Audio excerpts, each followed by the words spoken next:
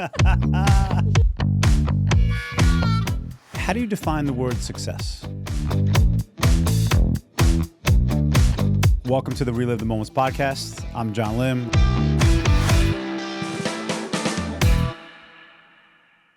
Welcome back to Relive the Moments, where we share many stories with great successful people and relive all the moments that made them who they are today.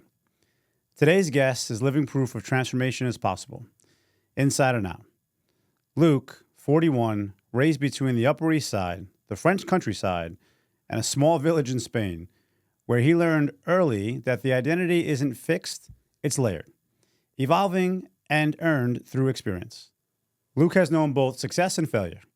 He's embraced them equally, always leading with effort, curiosity, and connection.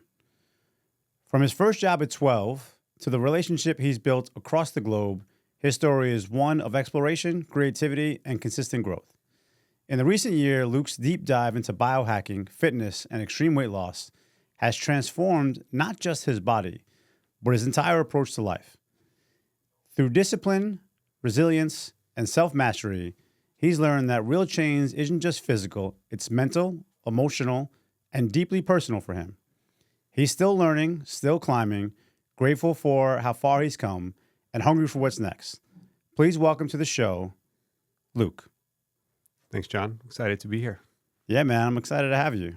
It's been a long journey for you. It has.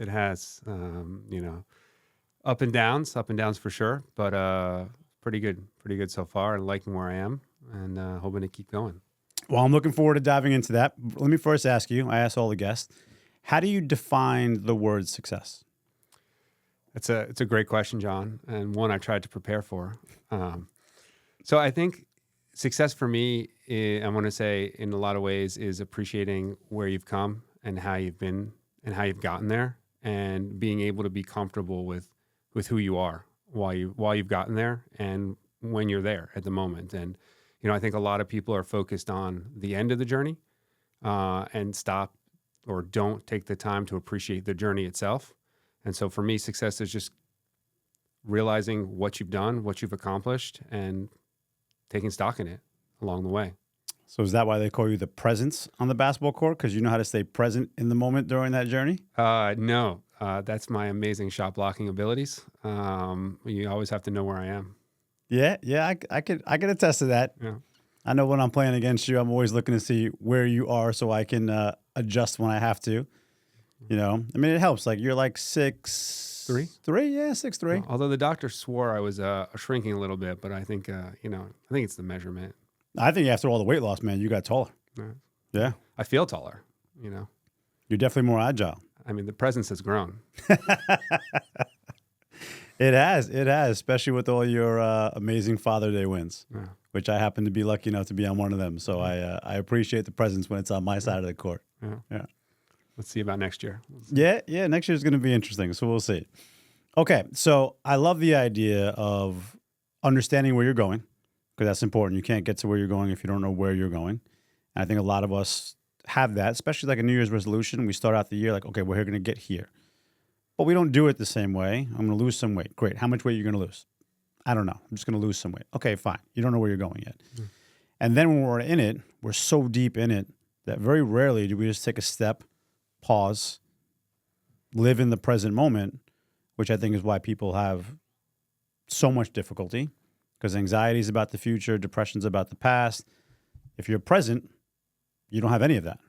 Right. So how do you, during the journey, find time or know when to stop, reflect, and enjoy the experience? That's great. It's challenging. I'll just start off. It's not something that you can just do, right? And there's a lot of pressure to keep pushing. I'll say one of the things, even before we get to weight loss, that's helped is a lot of meditation and really focusing on mindfulness, right? Which is exactly what you said, trying to let go of those fears of the past, those worries about the future, and just living in the present and recognizing that the present really is the only moment that counts, right? And so having that framing has really also helped me with this journey, because before I could even start on this journey, it started with the mind, right? Because you have all those pressures and all those concerns and all those worries, right? Both internally and externally, right? So really getting my mind right helped a lot. And I say right, but that's a journey too, right? Right. It's not, we're not finished with that one. I think that's a lifelong one. But just getting that, beginning to understand that you need to just worry about the moment and not where you've come all the time, not where you're going. That helped set me up to be here. Um, you know, Even with that, it's still challenging, John. You look in the mirror, right? And, you can have an idea of what you still used to look like, where you still want to go. You can pinch, a side of your abdomen and be like, oh, why is this still here, right? After all this, why isn't it gone, right? So I A lot think, of that's because you're over 40 years old. Okay. That sure, happens. it definitely does. But I think, I was never like, I never had a six pack, at least a visible one. I've always joked I had one, but I never took the wrapping off. So, not ever having that like, oh, I used to be great, or having that like historical glory moment that I'm going to go back to, like, oh, when I was in 19, Right. Right. not having that has also helped me because I keep thinking that my peak still hasn't been reached. Right. Okay. So that also, from a mindset point of view has helped a lot. But, putting on a pair of pants and going, oh, wow, like there's a lot of room here. Like, little things like that, or putting on a shirt and realizing like, I can't wear this outside. It's a dress, like little bits like that have really helped as well capture the moment and appreciate the journey so far and help myself take stock in what I've done. We all have moments, right? Like for bald men, we have a bald moment. Like when we knew we were bald, we had to change some things up. My moment of weight loss at one point, like I got over 200 pounds, like 205 pounds or so forth. And I remember like I was just working out. I started doing like a T25. T25 I started doing at home. And it was like in the fall, the winter around this time. Went through it, no big deal. Pants fit a little bit better, but they weren't like falling off my waist. I just, notched the belt and fine. They were already pushing where I was like, all right, let's buy new pants or do something different. But I remember the moment that changed for me, which I said I'm never going back to that guy, was I tried on shorts right before the summer so I could figure out, okay, listen, what shorts do I have? What do I have to buy? And I put on these pair of shorts that 100% fit at the end of last summer. And they just fell off my waist. Like basically just fell down. And I was like, shit, how fat was I? Right? Like I don't feel like I was that fat. Okay. How fat was I? Right. And then my ex-wife would have a picture in our house. Okay. And basically it was the one picture I always remember. We were at a wedding, our friend's wedding. She was in phenomenal shape. She looked great. And I couldn't even button my shirt. So I had a nice fat tie hiding the button there. And you just saw like the swollen jawline, I call it, okay? And not swollen because I was swole, as the kids say. Swole, no, okay? Yeah. I was swollen. Yeah. But yeah, so you have that moment. Yeah. And to your point, which I love what you said, it always starts with the mind, the mindset. Okay, it's very hard to stay in the present moment, and I want to tap on that for a second, and then I want to get into your meditation. But there's a scientific trick that you can use called be where your feet are. And essentially, you can trick your mind to be in the present moment during any crisis you're going through. And how you do it is you just look at your feet and say, hey, we'll do the exercise right now. Like, look at your feet. What color are your shoes? Black and white. What color is the ground? I think it's a grayish. Where are you? I'm in your studio right now. Right. So I can bring you to the present moment anywhere in the world you are with a few little things like that just by you staring at your feet. Right. Now, staying in the present moment is the hardest thing for humans to do. So you mentioned meditation as the start of this journey that you went on. Did you always meditate? Did you know how to meditate? Did you learn? What'd you do?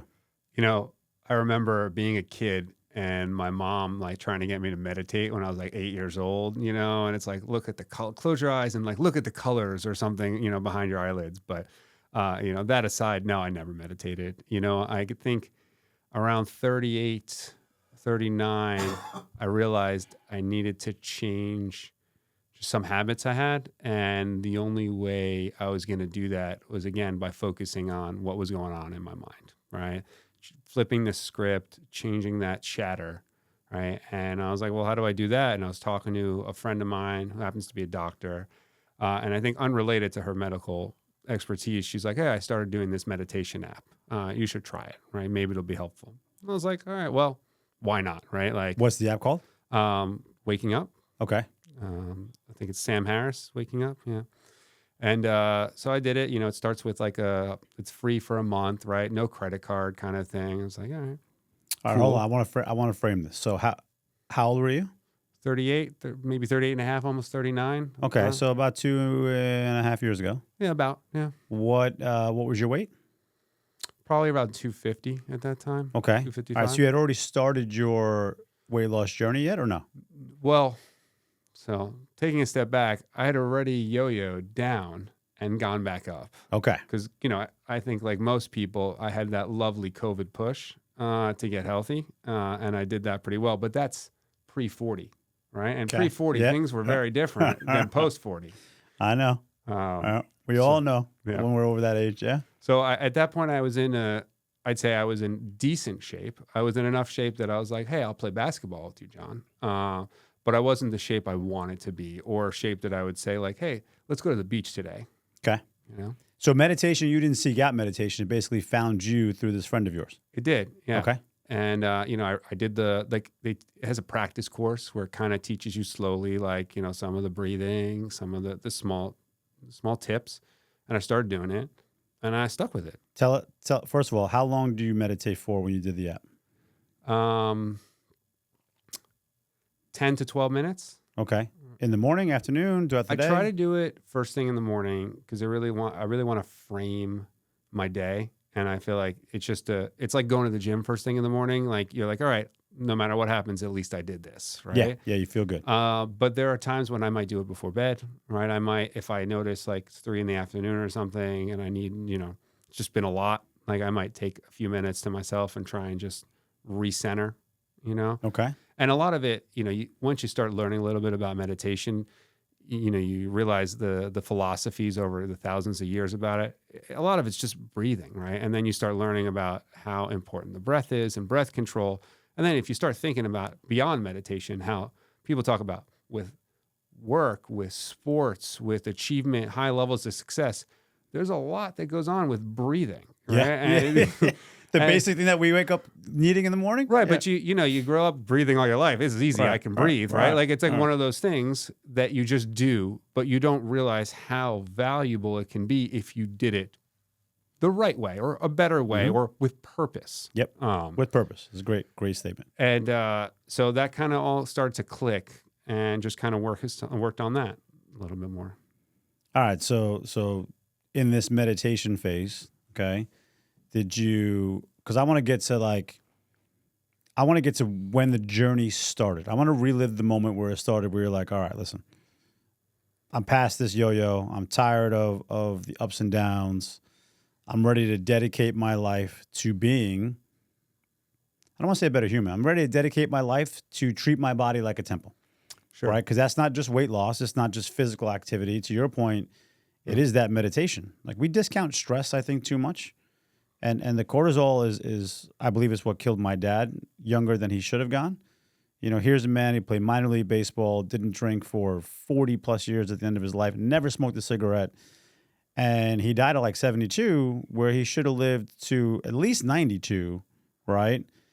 But the one thing that he had is he couldn't manage his stress. Yeah. And we forget that the stress, because you don't feel it squeezing your heart or your arteries in that case, which gives less oxygen to the brain that you're talking about. So yeah, the meditation is important. But I want to get to that moment. Let's relive the moment that you were like, all right, I'm done with this life. I'm ready to be someone new. How did that start? So like most people, in January, I got on the scale. After a lovely Christmas holiday, my birthday rolls into is February as well. I got on the scale and I noticed that it kept going up, right? I wear an Apple Watch, so I track, some of the other metrics too. I was looking at my VO2 max, it was dropping. And I was like, oh, this pattern is not good, right? The scale kept going up, went up into my birthday, and I hit my 41st birthday and I looked at the scale and I was almost 281 pounds. And I was like, this is not okay. Like that's this February. This February. This February. Yeah. Right. And, it had gone up from like 250 in 2024, right? Up to that. And in 2022, I had gotten down to 215. So it had, over the past couple of years creeped up. And I give you those 2 years as example, but it's creeped up the last 15, right? I work a desk job, and it's amazing when you sit all day long at a desk job, how your body just says, all right, well, you've given up on life. Okay, let's pack on the weight. Why not? Especially if you're in an office environment where there's food, there's dinners, right? And it's, there's drinking, it's very easy just to pack it on. So anyway, fast forward or rewind back. We're in February. It's about to be my birthday, and I'm frustrated, right? I start running again. I'm like, let me do what worked last time. Let me do some intermittent fasting. Let me see what I can do, and let me do high protein. Like, all right, I'm gonna cut the carbs. Like, I'm not gonna eat any sugar. Like all the things that used to work, right? Right. And it's like, oh, nothing's working. Maybe, I get a half pound one day, right? And then you go back to scale, it's 2 pounds more. You're like, what the heck, right? How often were you weighing yourself? Oh, every day. Every day. Every morning. Okay. What were you expecting from one day to the next? Well, logically, not much. I mean, point two, maybe 0.3. I was expecting, I'll say, support from my scale, a little bit of reassurance, right? That the efforts were paying off. Illogically, I was hoping that it would just decide that, I can drop some numbers down, right? Like, but, there's the wishful side of you, right? And then there's the obvious logical side, right? So, it's a combination depending on how you wake up one day, right? Mondays are worse than Fridays, for instance, right? I like how you said, what was I expect? I'm expecting support from my scale. Just some support. Yeah. Okay. Just give me some support scale. And if you have to fake a number, fake it. I don't really care. Just one day, one just, day. Just tell me to keep going, right? And it wasn't coming. I have a good friend of mine who, he also does a lot of this health stuff. He's been training most of his life. And, he's like, oh, just don't eat for 3 days. And I'm like, oh, I don't think that's possible. He's like, no, it's easy. It's easy. Just water. And I'm like, I can't do that. Like, I go to an office, there's food, like we have lunches, like I have a family with kids, like you sit down, you have dinner. I can't sit and like watch people eat. Like, right. That's not going to work. Right. Yeah, that's not going to work. Right. So I'm trying everything and I'm getting frustrated, like I'm trying to run, but I'm getting injuries, being, heavier and trying to run on concrete, also not good for your body. Right. I'm dealing with the hip stuff. I'm trying things like box jumps at the gym.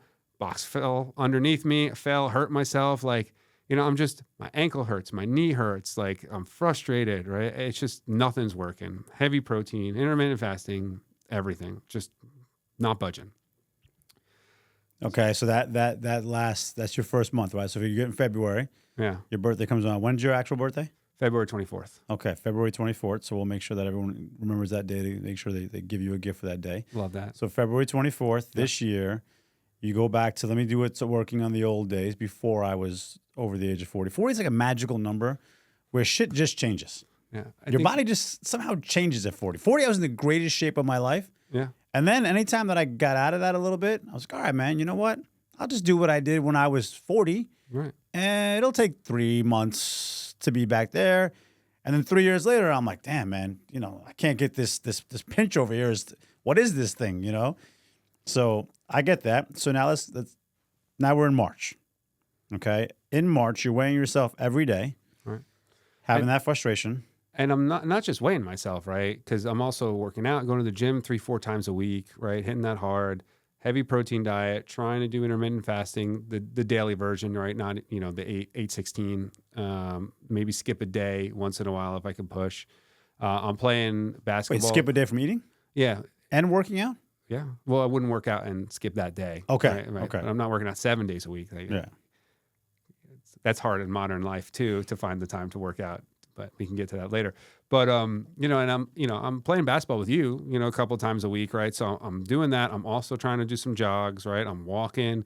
Like if I have 10 minutes free, I'm jumping on the treadmill in between a meeting. Sometimes I'm taking meetings on the treadmill. I buy like the tray so I can have my laptop there. I'm trying to do work while I'm there, just to move. Like I'm trying everything. And it's just, again, the scale is going up still, right? Like I mean, maybe it was in the 70s, right around the February, but it tops out at some point in 81, and I'm just frustrated, right? And I mean, obviously GLP-1s have been around for a long time, right? A lot of this stuff's been around, but I was like, oh, that's a cheat code, right? I had this mindset, that's a cheat code. Like, that's for suckers, that's for losers. I can't do that. Like, oh, or if that's another drug, I don't want to put drugs in my body. Meanwhile, we put drugs in ourselves all the time. And I've eaten Skittles, right? So like, nothing's worse. Nothing's worse than that, right? Yeah. So red dye number 5. yeah, I mean, it's delicious, right? Yeah. Who knows what the future looks like for us with red dye number 5, but yeah, right here, buddy. Right here. Okay, this is right here.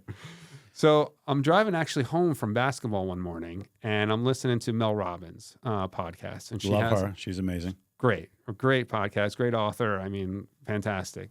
Consume whatever you can, right? And she has on a doctor who she's like, I'm going to break the GLP-1 myth. And I listened to this doctor, and it's a short one. It's one of the shorter ones. And she talks about how it's actually been around for like 20 years. It's not like new, right? Because in my mind, I'm like, oh, this came out like 3 weeks ago, right? Right, like, Ozempic is like I don't know how it's going to affect me. Like all these people, they're going to have problems later on. Again, not concerned with anything I've eaten for the last 20 years, right? And the impacts of that. But I'm like, oh, let me not take this drug, right? And I listened to this doctor talk about it, and she's like, oh, I had a kid. I couldn't lose like 15 pounds. I did some light dosing. It helped me. She goes through the length of it, how it came about, how long we've been studying it. And I was like, you know what? What am I kidding myself? Like, I'm consumed by this idea. I'm trying everything else. I've touched on my diet. I've touched on my fitness. Like, my vitamin game is on point, right? And nothing's working. And so I'm like, all right, my doctor had mentioned it in my last physical, like, you want to try it? And I was like, nah, again, very, very negative thought process behind it. Very male-like, very egotistical thought process of, sure. Listen, cheaters, okay, I'm going to do this the Rocky way, okay, not the Ivan Drago way. I got it. Again, also, not to be thrown out here, but, I grew up in a Catholic household. I went to Catholic school, right? So like you need to, there's something about a little suffering in life that adds value to you, right? Like that's what they teach us. I share that pain. I share that pain in Rocky 4, yeah. Right, so I talked to my doctor, and he's like, yeah, let's go. Let's do some blood work. I had been doing good blood work anyway because I'm pretty big on that, establishing baselines, especially if you're getting bigger, you got to make sure that, you don't have health problems associated with it. So at 40, I'd done a whole bunch of baseline testing, like way more than I needed to, but I wanted to make sure I had recorded values. All right, we did some more blood work, and then he's like, all right, let's start you off. And so I started at the end of March. I started with that, and, that was the spark that I needed, right? Nothing else really changed for me in terms of, like, I was still working out, still doing cardio. And then the food thing just the food noise starts going away. The cravings cut down a lot more. It's easier to eat less, right? Your portion control just goes up. And it's not that I was eating too much, but let's say, it's taco night, right? Let's say you have 2, maybe you have a third, right? Or you have 2 in what we like to call in my house, a deconstructed taco, which is just everything but the carbs, right? But but you tell yourself, you're like, oh, it's just the chicken and the beans and the guac, like that's fine. What's spilled out of the taco? It's just it's left over. Right? But now it's like, oh, you have 1, and you're like, I'm good. Right? Maybe I'll have a few extra bites of chicken just because, I need the protein, right? But otherwise, I'm like, I'm good, right? And like, I just started watching it just dip down, and it was pretty amazing. Well, I want to pause here because I don't want to give GLP-1 the full credit to your success because sure. I play ball with you.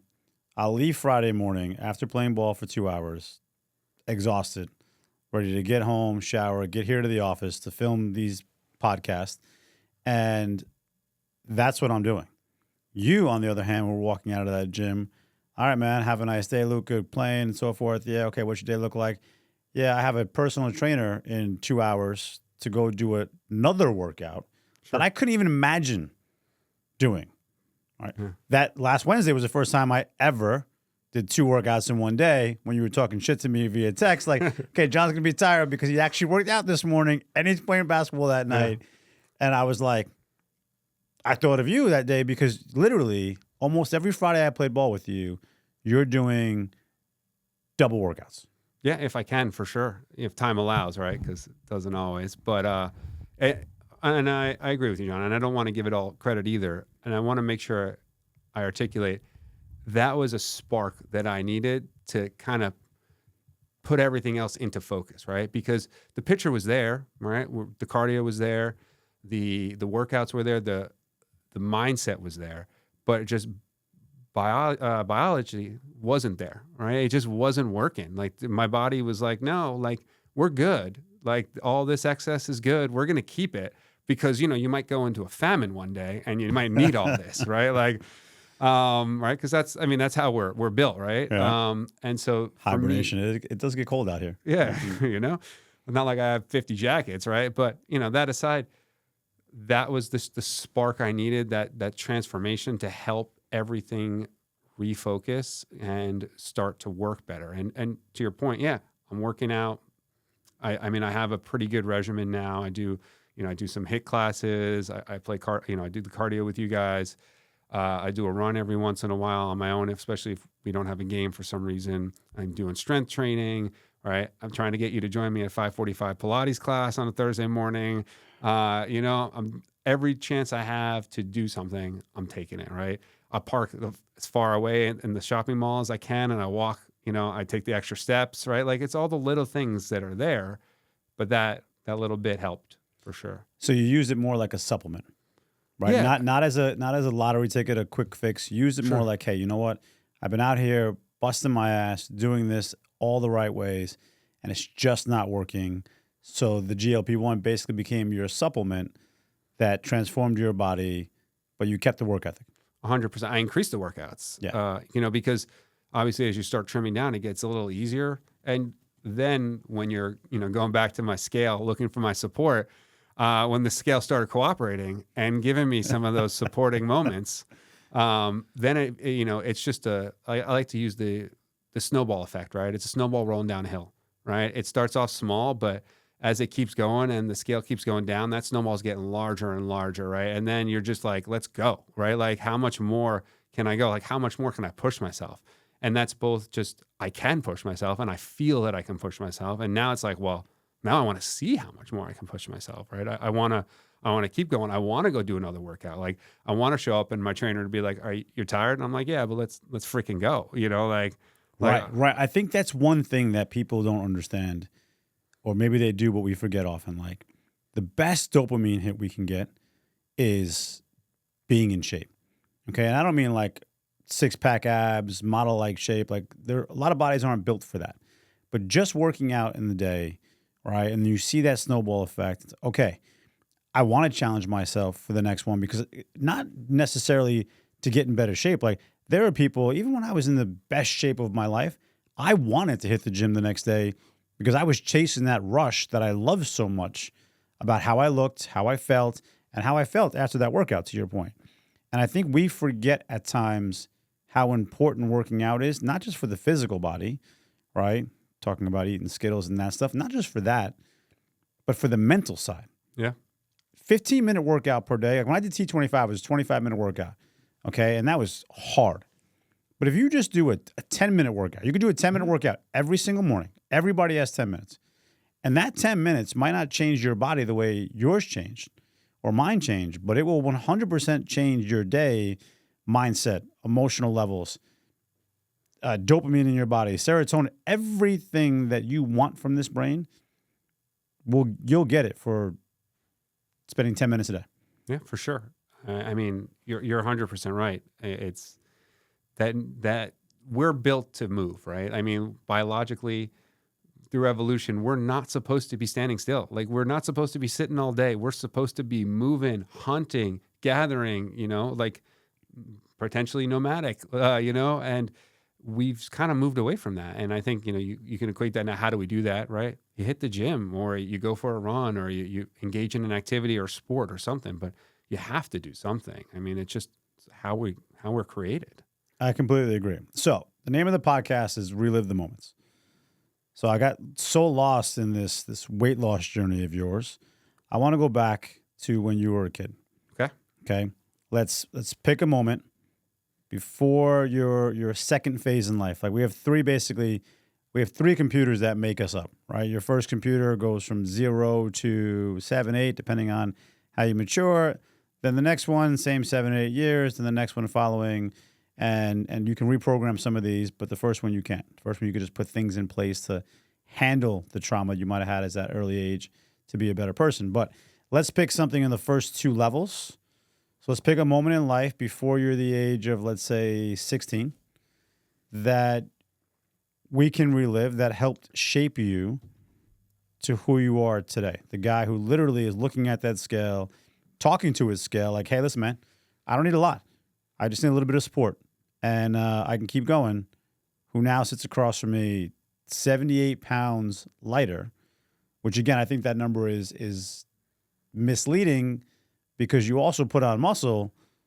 So if you were just doing regular weight loss, you probably would have shed 100 pounds.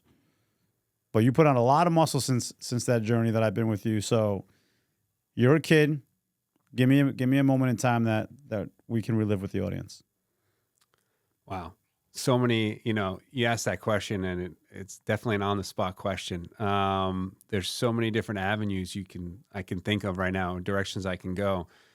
But I'll say one, I'll pick a weird one, a little self-reflective here. But I remember when I got to high school, right? And so I guess about 15, right? And I came from a public school and I went to a Catholic school. I went to high school. So I went to a lax public school on the Upper East Side into a Jesuit high school. So big culture shock, which is What high school did you go to? I went to Xavier High School. Okay. Down on 16th Street. Yeah, we played them in basketball. Yeah. I went to Cardinal Spellman. Okay. Yeah. Big culture shock moment, right? And I remember the third day of high school, freshman year. And again, I'm going from no uniform to uniform. Like I had a little bit of facial hair that I was expected to shave, button up, collar, tie, every day. Jacket. Not in the summer, but jacket in the winter, yeah. Or sweater. Never had the sweater though, right? And the third day, I was going to be late. And so I was like, I'm going to cut class. I'm not going to cut. I'm just going to go home. My mom, single mom, she worked, right? I'm just like, I'll just wait for her to leave and I'm just going to get home, right? Go back home, right? And I'll go play video games or something, right? And I remember, obviously, I got in trouble. They called the house within like 20 minutes of the day starting, like, oh, he's not in class. You haven't contacted us. Why not? And I remember I had to go in the next day with my mom. So obviously at that moment, I'm in trouble because she's going to be late for work, and sit down with the dean and the headmaster and have a conversation about why I wasn't in school, right? And, you go from, I guess, your youth, right? Your carefree youth where things don't really matter. You can kind of get out of things, Sure. There's maybe a little less structure about certain things. And that moment really stuck with me because it was the kind of moment where I realized that life is not just carefree and you can't just do whatever you want and expect the result that you might want at that time, because that's not how it's going to work. There is a larger structure in place, and there's, responsibilities that I have or you have to yourself or other people that you might not like or you might not want, and they might not be easy, but you really have to get on board. And the sooner you get on board with it, the easier things will be. And so that moment kind of, I guess, in a way, course corrected some of my thinking and changed how I approached life in a lot of ways. It's fascinating because I listen to the words that you say. When people speak, there's words that come out of their mouth, right? That's subconscious. There's the words that they don't say, right? And then there's the body language. So you have to be like multilingual to read a human while they're speaking, not to mention read yourself and see what's going on. And there's some things that you said that really stuck out to me, like you had to go in and talk to the dean. You were already in trouble. Talking to the dean in a Catholic school is a big deal, okay? I had two deans in my high school, and both were tough. But Miss Faulkner was tougher, and if I had to deal with her, I was walking in there a lot more scared and a lot more charming because hopefully I don't have to get in such big trouble. But now you got to walk into the dean and walk in with your mother, okay? Any Catholic school kid knows that's trouble enough as it is. All right, but you said something very fascinating to me where you said, I had to walk in there with my mom, who's a single mom, and she was going to be late for work. It's another level of trouble. That's another level of trouble, right? I feel like that moment of accountability where not just getting in trouble for cutting a class, because that probably would have been okay, I won't do it again. Having to go in there and talk to the dean, okay, uncomfortable, but the dean will see me in the morning and then I'll see my friends and we'll just go about the day. But the fact that you made your mom late for work seems to be a moment that taught you accountability, right? Accountability, you have to be accountable to yourself, which, like talking to the scale, that scale's not talking back. Okay, as much as we have friends and family that support each other, like, hey man, you're looking good, keep up the hard work. No, it's internal. Mm-hmm. To lose that much weight or to put yourself in that mindset that I want to change my life in any format, you have to have that internal accountability that you only see when you look in the mirror or you only see when you close your eyes in that sleep or meditation. So I love that moment you just talked about because, yeah, making a single mom late for work because you decided to slack off is some scary shit. I'm scared of your mom right now, and I've never even met her. So that moment scares the shit out of me. I can only imagine what it did to you. Yeah, no, it wasn't fun. And the fact that, 26-ish years later, when you ask me this question, that's what I chose on the spot. It's, it's interesting to me that I'm going to reflect on a little bit later is why that one came out. But it's definitely interesting. And there's others, obviously, along the way. Yeah. But I love asking that question on the spot. This is why there's no preparation for it. Because your brain just automatically starts thinking of moments. Like, okay, right. Kids and so forth. And as soon as I say relive, you start thinking about the past. And the moment that pops up is really your subconscious throwing in the moment of like, hey, listen, man, as a young kid, this moment did change, whether it puts you back on the trajectory that you're supposed to be on or puts you on a trajectory that you weren't on yet and needed to get you there because everything happens for a reason. It's a very important moment of change. And I think for you, I look at the word accountability as something you take extremely serious. All right, you're a tester, you're a hacker in this scenario. Because we're going to dive into your biohacking. You might be the only person that I physically have met that takes more vitamins than I do. All right, you're the only person that yells at me for not reading the biohacking book that you give me, so you have someone to talk about it to. Of like, hey, listen, have you tried this peptide or that peptide or that? And I'm like, Luke, man, I can't even spell peptide. Right. All right. And by the way, you just did 4 different peptides that I haven't had a chance to look at yet. But yeah, I think accountability is an important part of how you operate your life. And I think that moment is something that taught you that. Sure. Yeah. It's hard, like I mentioned, Catholic high school. I mean, I think you had that experience too, but there's something about that. And everyone grows up different parents, but having, I'll say, Irish Catholic parents or just very religious parents, there's something about that unknown entity shining down that really can drill something into them, which they then drill into you, whether you have different beliefs or not. That accountability, as you mentioned, that structure or sense of structure, just kind of. Yeah, call it a higher power, call it God, call it the universe, whatever name you want to give it. Right. I love the quote that coincidence is God's way of staying anonymous. Mm. And I love the quote for the words it says, but I love it because Albert Einstein said it, who was an atheist. All right. So like whatever name you want to give the thing that you can't understand, that's fine. Give it that way. As long as you recognize that there is something that we just can't understand. And that little thing over the shoulder, right? You're like, it keeps us honest. Right, at times accountable, because for me at least, it makes me believe that there's always someone watching. A lot of times I'll translate that to like my grandmother. She's always watching. So I have to be a gentleman at all times, right? I was walking down the street the other day with Claudio, our producer, and you remember Claudio, there was the elderly woman that was trying to get into her car. And she put her bags in the car from Target and she was getting her walker and she would have been fine. Nothing would have stopped her from doing that nature. But I literally, as I'm listening to him talking and he's going through it, I had interrupted him just to help her in the car because my brain is naturally looking for that because of how I was raised. And those little things that we learn when we're younger just bring it to the future to make us who we are. So yeah, I totally agree with you. The higher power, I call that higher power God. All right, and also the universe. I actually believe, and this might cause some controversy, or it does, at least Claudio with Stephanie, a good friend of mine who's very Catholic or very Christian. I believe God is a man. The universe is a woman. Okay?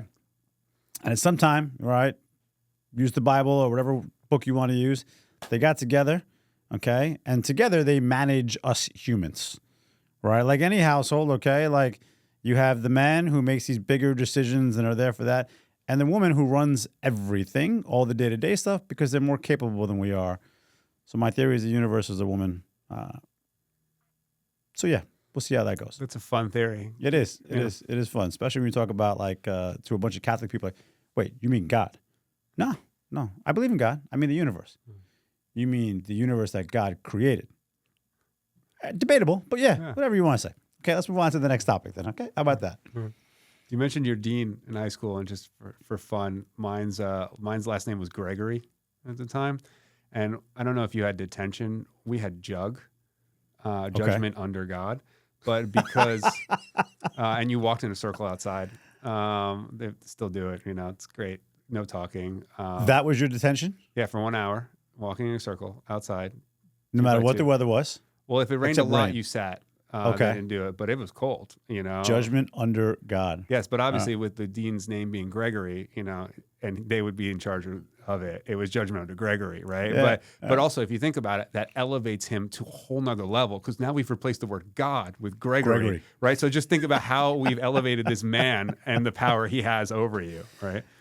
Oh, because he was lucky enough to be born with a G starting in that case. The drug. Yeah. No, listen, man. We had detention. Detention was, and we got detention for everything. By the way, you drank a soda, you got detention for how many letters the soda was. So the smart kids drank 7-Up, okay, and the other kids drank Coca-Cola. You cursed 1 per letter. You cursed. Okay. I was 15 days automatic. Oh, dude, 1 per letter you cursed. So like, you hoped that if you cursed in the hallway, the teacher didn't write down the word. Yeah. There was no way of getting out of it. Like, okay, you couldn't pick the A word, right? The ASS, right? You were stuck with, oh shit, you said motherfucker. You're in detention for the whole month. Yeah. Like it's over. So Catholic school was pretty fun. Yeah. But I want to dial it now. I want to bring you back into this, not just the weight loss stuff, because your transformation is amazing to me. But your biohacking concepts and willingness to try things is off the chart. Right, it's something that literally you don't belong just on this podcast. Like you belong on Joe Rogan with all of the things that you've been able to try, do, and put together. So let's walk everyone through your daily routine of biohacking supplements and methods. Oh, okay. First, I'll just say that not everything was self-researched at first, right? I mean, nothing went in my body that I didn't look up. But I got a guy in Florida who does his own research, right? And I like to say that with humor behind it, because it makes me smile, right? And he's huge into this stuff too. So I want to credit him for a lot of inspiration in messing around. But what's his name? His name's Shaz. A good friend, grew up together. He experiments even worse than I do. When I'm like, oh, I'll buy the pills, he's like, buy the needles. He's like, it's better. I love this guy. I'm like, yeah, I don't see myself shooting myself up every morning with this stuff. I'm like, I'm just going to take 3 pills and, and hope it does the same thing. And he's like, all right, well, I told you this would be better. So I'm like, okay, cool. Right. We each have our own thing. Right. So, that's where a lot of my stuff comes from originally, at least a lot of what opened my mind. But the other person or industry I want to credit is the modern food industry. Because they've been biohacking us for 70 years, right? There is really no control over what can be sold to us. And once you start actually looking at what is sold to us, what we can consume, and the little amount of testing that goes into that, it's a lot easier to tell yourself, let me try these other things and see how they impact me too. Because there's not that much of a difference between, like I said earlier, eating a bag of Skittles and trying a new peptide. You roll the dice and you see which one has a better effect. It's funny you say that, because that's one of the things that the baby boomers, right? They gave us a lot of great things, but the one negative thing they gave us was the level of speed of processed food. Mm. We came back, we won the war, we started having more babies, and things like Chef Boyardee, which would be an insult to anyone who makes sauce, right? Was a real Italian chef that made amazing sauce that eventually became the joke of Italian sauce. So yeah, that baby boom generation, credit to what all you gave us, but you gave us things like high fructose corn syrup. All right. That and capitalism gave us high fructose corn syrup. Yeah. So yeah. Okay. I totally get that. So, So what do you actually do? okay. What do you take? What wake up in the morning, you do your meditation. What are you taking? All right. So first thing in the morning. He's got his iPad I got out here. notes. Chloe. I got notes. He's got his you know? iPad. I read this list. I know how long it is. So yeah, I get it.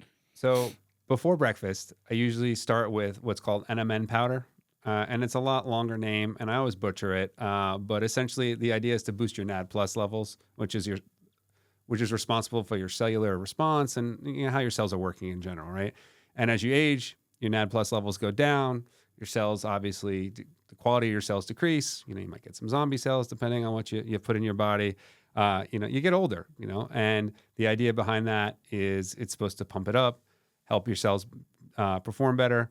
If you go to some hotels, you might see like NAD plus IV drips are a big thing that they sell. So I start with some NMN powder. Do about 1 gram of that under the tongue. Let it dissolve. First time you do it, it tastes disgusting, but you get used to it after a while. That's why my friend says, "Don't be a bitch. Just put it under your tongue." I'm like, okay. So I do that, right? And then I do a couple of ginseng pills. I do a lot of thorn products just to take a step back. Where you get your products matters, right? And 100%. The vitamins you take and the supplements you take, you got to know what your sources are. If they have third-party testing, independently verified, like that matters. So most of what I do, or most of what I take, is going to be thorn or donotage.org, which have pretty good testing behind them. You can read their results. They're third-party verified. So I feel pretty confident about it, which, again, going back to it, feel more confident about that stuff than I do a lot of the food you can buy that's not organic in this. Well, considering for a living, okay, you're an expert auditor, right? I trust your auditing skills when you're reading all this biohacking stuff that you're going to put in your body. So yeah, your review is a very important one that I trust. I appreciate that, but everyone should do your own research. Disclaimer. Yeah, right. LuC is not a doctor. He's not telling you to buy these products for these cases. I am not paid either. He's not paid. He's just sharing how he lost 78 plus pounds and added more muscle.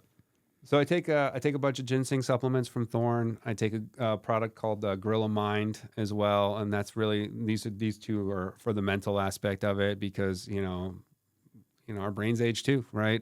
You can do everything you want to try and strengthen your brain, but you got to feed it the right things and hope it works better. I take something called Sephora Boost, which is essentially just like ground up broccoli or the benefits of broccoli that you would get from it. I take something called Cert6, which is another thing that interacts on the cellular level that's based on improving your cellular performance, and it kind of goes in improving your NAD plus levels. And I take TMG, which I'm not going to butcher the name on that either, but it ties into the NMN powder and your NAD plus pathways. So all of that, it's about the mind, stress, nootropic benefits. The Sephora Boost also does a little antioxidant support. The CERT does DNA repair, hopefully longevity, right? TMG, again, boosts the NAD, also supports the liver. The NMN is cellular energy. So that's my main pre-breakfast routine. All right. Okay. And I'll make sure that we put all of this on the link. You sent me the link, so I'll make sure that we put all this on a link in the YouTube video. Question before we go further: how do you test? So basically, you did a whole bunch of blood work to get your baseline levels, and you did that with your doctor. I do, yeah. Okay, so you went to your regular doctor and said, "Hey, I want you to test all these tests that they normally don't test for." Sure. All right, so I want you to send me a list of that so we can also put this to the biohacking side. Sure. And I'll shout out to, there's a lot of companies out there that like Function Health. I'm not sure if you're familiar with them. They do a lot of this too.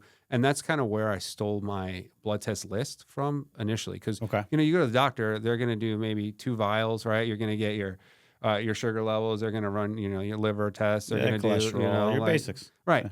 But that's great. Basics are great. But also 30 years ago, the numbers that were okay have shifted from what they were then, right? And 30 years before that, they shifted some more. So all of that is almost like, if you think of like a bell curve, right? Like it used to be left, and now it's a lot more right because everyone is unhealthy, right? So Is it really enough? I don't know. So some of these places like Function Health, they have a list of what they would look for. And It's pretty extensive, and I'm sure if you go, there's other places that go even further. But it ended up being like 7 vials when I went, and I Okay. basically passed out at the end of it. Like I don't really remember that last vial coming out of me, but I got all that. I mean, you're testing your testosterone levels, you're testing, your stress levels, your hormone levels, like pretty much everything you can. Just FYI on that side of it. So you do your baseline, and then Do my you baseline. go through all these other things that you just said before breakfast. But do you have a test that you do to see if the NAD is rising levels? Yes, so you can do a NAD test, which is a totally separate test, right? Which is like a finger prick blood test that you can get from a lot of different websites. But Ginfinity is another one that they're pretty good with that, and that's where I did my first NAD test before I started taking NMN.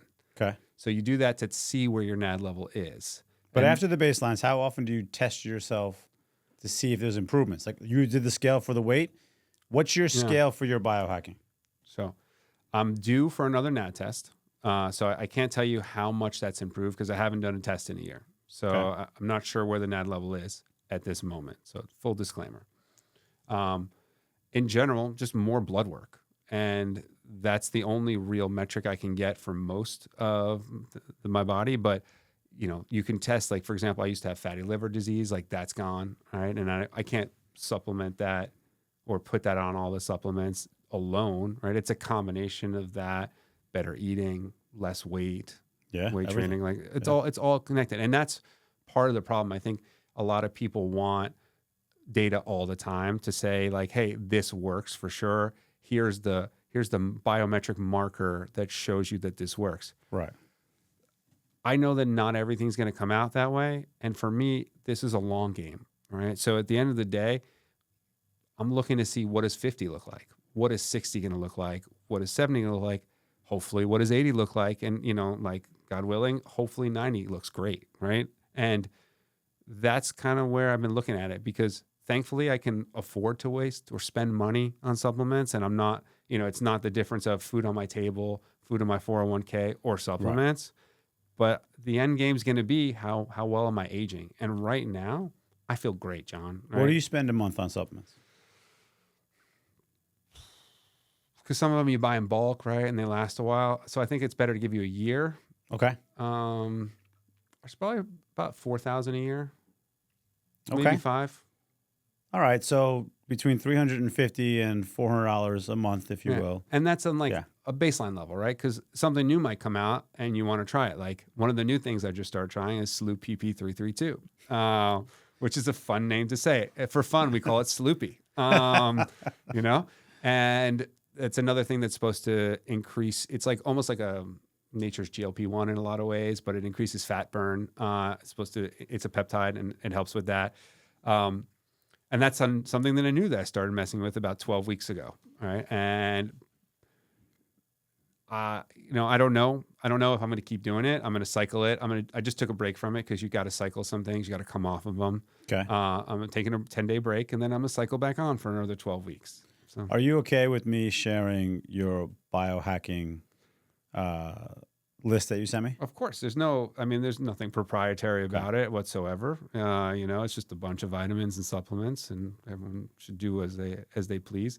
A lot of what I do, basic vitamins. I'm a big fan of magnesium, right? You go to Europe and you drink a glass of water and you taste the difference. If anyone, if you've been lucky enough to travel, you go around the world and the water tastes different, right? And you're like, well, why does it taste different? Like at first, this might be gross if you're not used to it. If you drink Poland Spring here, which tastes crisp and clean, you go to Europe, you drink a bottle of Evian or just buy a bottle of Evian, right? And you taste the difference and you're like, what is this? And you just look at the back and you're like, wow, there's 7 or 8 different minerals in here. Right. Right. Minerals. Poland Spring is not even spring water anymore. They don't even get it from the spring. Sure.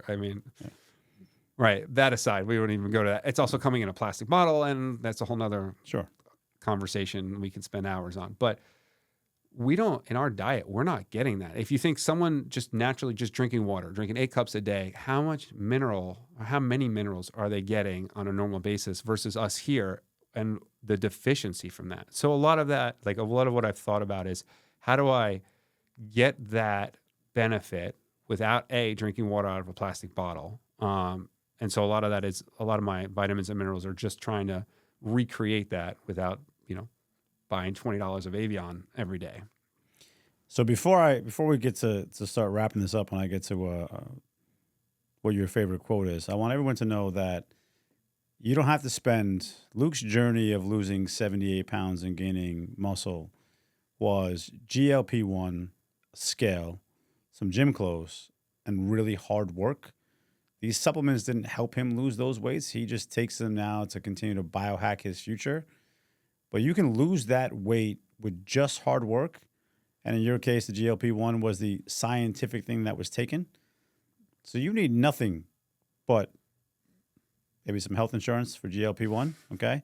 And the mindset to want to do it. I think you flipped it, John. I think it's the mindset first. I think that's really the key, right? Because if you're not willing to look at yourself, make that decision that you need to change something or you really want something, because we tell ourselves all the time, I really want something or I really want this. But if you're not willing to take a step or step forward to make it, how badly do you really want it, right? And that's a mindset approach. Right. The hardest part about working out is getting dressed.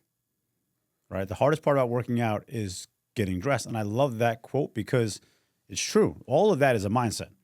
Right. Yeah. Don't get me wrong. The workout itself, like I did this workout this morning where I'm in this bodysuit where she's shocking the shit out of me while I'm doing the workout.